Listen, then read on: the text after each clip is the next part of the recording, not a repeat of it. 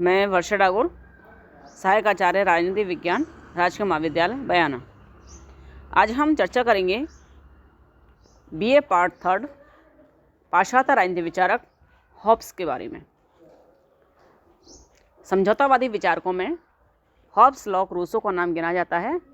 इनमें हम आज यहाँ पर हॉब्स के बारे में चर्चा करेंगे। हॉब्स का जन्म 5 अप्रैल 1588 को इंग्लैंड में हुआ और उनकी मृत्यु 1679 में हुई। उनकी किताबें द सिवे 1642 में, दी कॉर्पोरे 1642 में, लेवियाथन 1651 में। ये इनकी प्रमुख किताब है लेवियाथन, जिसमें इन्होंने निरंकुश राजतंत्र के बारे में लिखा और ये अंग्रेजी भाषा में लिखी गई किताब है। एलिमेंट्स ऑफ लॉ किताब भी लिखी है। डी होमिनी भी किताब लिखी है। हॉब्स का जब जन्म हुआ उस समय इंग्लैंड में गृह युद्ध चल रहा था। हॉब्स की संप्रभुता काल्पनिक निगम है, यह सेबाइन ने कहा। हॉब्स को आधुनिक राजनीतिक दर्शन का जन्मदाता कहा जाता है। हॉब्स ने इंग्लैंड के गृह युद्ध और संसद तथा राजा के मध्य संघर्ष को देखा। लॉन्ग पार्लियामेंट देखी। राजा के नज़दीकी होने के कारण इन्हें जेल भेज दिया गया। इंग्लैंड का गृह युद्ध 1642 से 1651।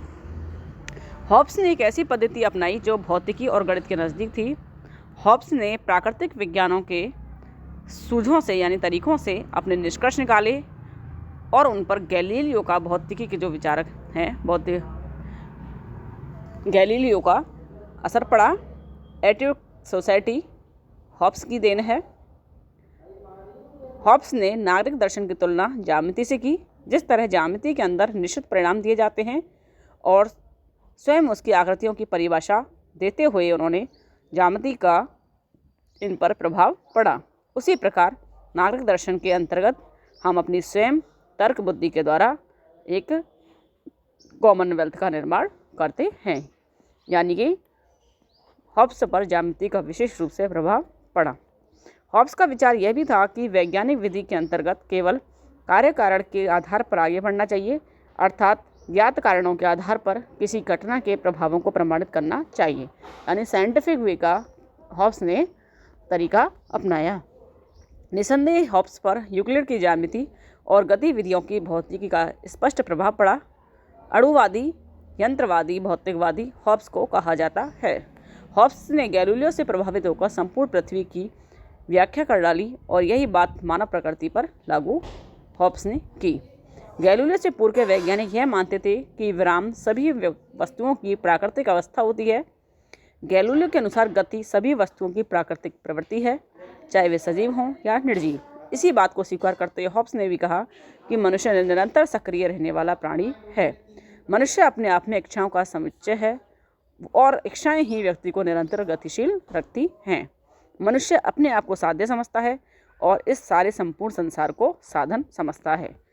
हॉब्स का सामाजिक समझौते की चर्चा करेंगे। हॉब्स ने एक प्राकृतिक अवस्था की कल्पना की जिसमें अरस्तु के विपरीत मनुष्य को असामाजिक प्राणी माना है। यानी अरस्तु ने कहा था कि मनुष्य एक सामाजिक प्राणी है, समाज में रहकर ही वो अपने संपूर्ण व्यक्तित्व का विकास कर सकता है। समाज से भिन्न व्यक्ति का कोई अस्तित्व नहीं है। जो समाज से बाहर रहेगा वो या देवता होगा या पशु होगा। इससे भिन्न हॉब्स ने मनुष्य को एक असामाजिक प्राणी माना। हॉब्स ने कहा कि प्राकृतिक अवस्था में मनुष्य दो भौतिक और प्रारंभिक भावनाओं यानी इच्छा और अनिच्छा तक ही सीमित है। वह स्वार्थी है और इन समस्त भावनाओं का केंद्र उसका अहम है। आधिपत्य स्थापित की चेष्टा, भोग लालसा, धन, ज्ञान, यश कामना आदि सभी इसी मूल प्रवृत्ति का परिणाम हैं। हॉब्स के अनुसार प्राकृतिक अवस्था में अराजकता विद्यमान है। उसका जीवन हिंसा प्रधान है और वह आसुरी गुणों की उस समय मनुष्य में प्रधानता पाई जाती है। मनुष्य एक ऐसी शक्ति के बिना रहते हैं जो उन्हें भयभीत बनाए रख सके। इस कारण मनुष्य का जीवन एकाकी है, दीन है, अपवित्र है, पाश्विक है, क्षणिक है। समाज में जिसकी लाठी उसकी भैंस अथवा जो छीनो जिसे चाहो मार डालो का सिद्धांत चलता है। कोई किसी का अभिभावक, मित्र और रक्षक नहीं है। हर क्षण कच्चे धागे से लटकती तलवार सिर पर नाचती रहती है। उचित अनुचित, न्याय अन्याय का कोई भेद नहीं है। शक्ति और धोखा मनुष्य के प्रधान गुण हैं। यानी मात्स्य न्याय की स्थिति है। जैसे तालाब में जो बड़ी मछली होती है वो छोटी मछली को खा जाती है, यानी शक्तिशाली ही जीवित रहता है और निर्बल व्यक्ति शक्तिशाली व्यक्ति के द्वारा मारा जाता है। ऐसे ही समाज में उस समय प्राकृतिक अवस्था में मनुष्य की स्थिति थी शक्तिशाली व्यक्ति निर्बल व्यक्ति को मतलब कि अपने अधीन या उसको अपने कंट्रोल में रखता था। इस प्रकार उपरोक्त विवरण से स्पष्ट है कि प्राकृतिक दशा की 3 विशेषताएं थीं। नैतिकता का अभाव था, न्याय और अन्याय के लिए कोई स्थान नहीं था और व्यक्तिगत संपत्ति का अभाव था, क्योंकि जो शक्तिशाली व्यक्ति था वो कहीं भी किसी भी से भी अपनी शक्ति के आधार पर कुछ भी छीन सकता था। प्राकृतिक अवस्था में जीवन धारण करने के लिए किसी को लूटने और मार डालने की भी छूट थी, क्योंकि कोई कानून नहीं था। कई राजनीतिक वैज्ञानिकों ने जीवन के ऐसे अधिकार को शेर का अधिकार भी कहा है, टाइगर राइट। हॉब्स का मानना है कि प्राकृतिक अवस्था में मनुष्य के पास प्राकृतिक अधिकार थे जिनमें सबसे महत्वपूर्ण जीवन का अधिकार था, और इसी की रक्षा के लिए मनुष्यों ने 19 प्राकृतिक नियम बनाए जिन्हें हॉब्स ने शांति की धाराएं कहा है। यह शांति की खोज में महत्वपूर्ण माना। इन सबसे महत्वपूर्ण है मनुष्य को शांति और आत्मरक्षा के लिए प्राकृतिक अधिकारों को उस सीमा के लिए तत्पर रहना चाहिए जिस सीमा तक वह दूसरे लोग भी इसके लिए तत्पर हों।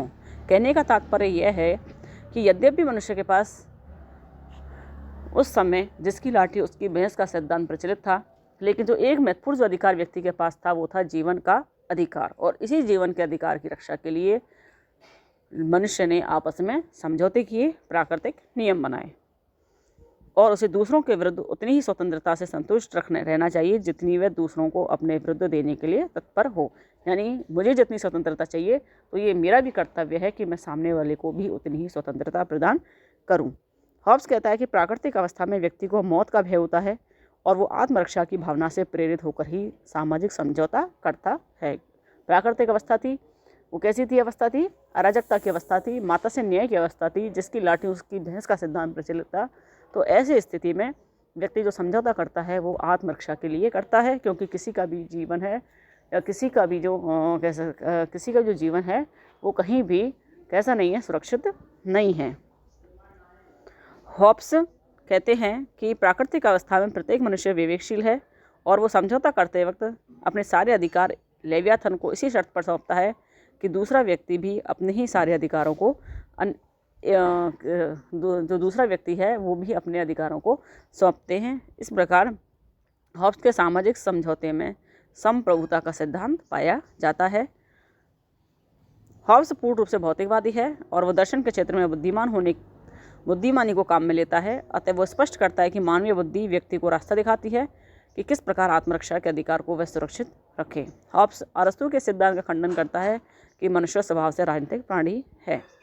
लैटिन भाषा में राज्य को नगर कहा है, सिविटा। हॉब्स के संप्रभुता संबंधी जो विचार हैं उनको हम अगली वीडियो में पढ़ेंगे। आज हमने यहाँ पर प्लेटो का समझौतावादी जो सिद्धांत है वो पढ़ा है।